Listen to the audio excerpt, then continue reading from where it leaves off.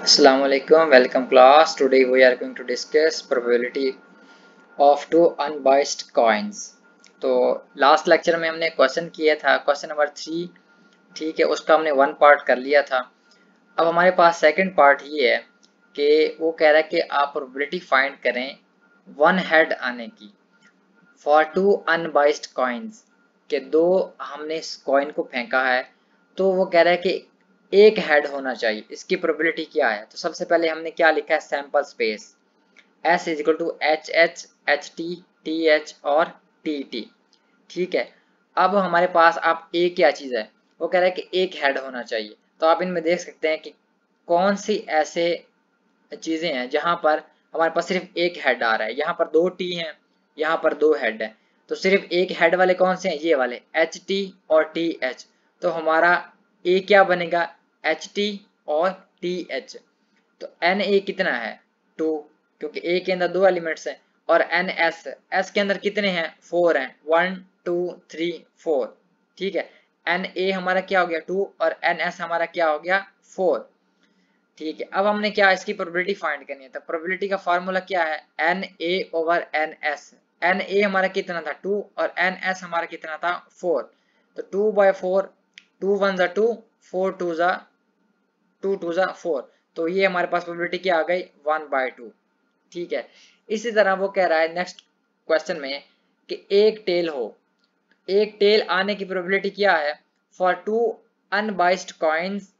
S क्या है, H H H T T H और टी टी। तो ए हमारा क्या है, एच टी और टी एच, ठीक है। अब उसमें भी वही बात है कि वहां पर उसने कहा था वन हेड होना चाहिए, यहाँ कह रहा है कि वो वन टेल है। तो अब देखो इन चारों में से कौन सा ऐसा जिसमें एक टेल है, इसमें दो टेल है, हमें नहीं चाहिए। दो एच है, हमें नहीं चाहिए। तो एच टी और टी एच है, यानी इन दो में क्या है, सिर्फ एक टेल है। तो हम हमारी ए क्या बन गया, एच टी और टी एच। उसी तरह एन ए हमारा क्या है, 2 है, क्योंकि ए के अंदर दो एलिमेंट्स।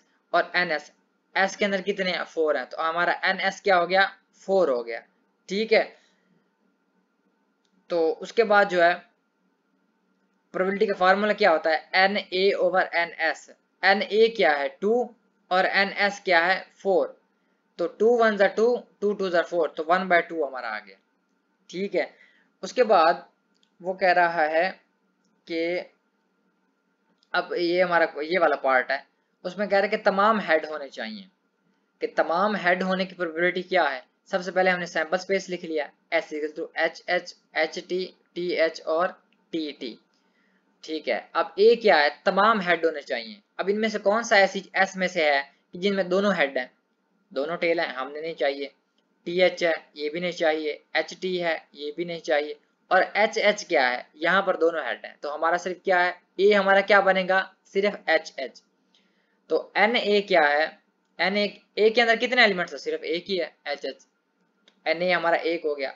एन एस के अंदर कितने एलिमेंट्स हैं, 1 2 3 4, तो यहाँ पे 4 है। तो एन एस हमारा 4 हो गया। प्रोबेबिलिटी का फार्मूला क्या है, P A is equal to n A over n S. N A कितना था, 1, एन एस कितना था, 4। तो प्रोबेबिलिटी क्या आ गई, 1/4, ठीक है। हम बिल्कुल क्वेश्चन सारे एक ही जैसे ही हैं। सबसे पहले हमने सैंपल स्पेस लिखनी है, ठीक है। उसके बाद हमने उसका क्या लिखना है, ए लिखना है।